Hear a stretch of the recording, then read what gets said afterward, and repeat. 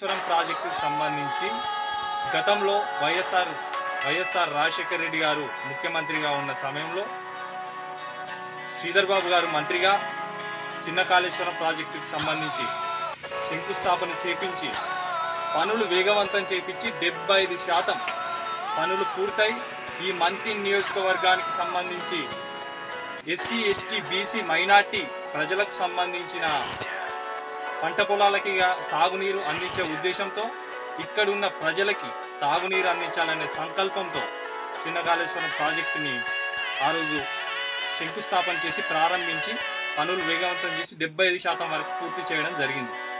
75% పూర్తి చేసిన తర్వాత ఏర్పడ్డ మీ బీఆర్ఎస్ పార్టీ ప్రభుత్వంలో చిన్న కాళేశ్వరం ప్రాజెక్టుని మొత్తానికే పక్కన పెట్టేసి ఈరోజు దేశం ప్రపంచమే మంత్రిని కాళేశ్వరం వైపు చూసే విధంగా చిన్న కాళేశ్వరం ప్రాజెక్టుని పక్కన పెట్టేసి కూలేశ్వరం ప్రాజెక్టు కట్టింది. ఆ కట్టిన మేధావికి కానీ దానికి వత్తాసు పలికిన నాయకులు కానీ ఎవరెవరనేది ప్రజలందరికీ తెలుసు. ఈ కాళేశ్వరం కూలేశ్వరం సంగతి కూడా ప్రజలకు తెలుసు.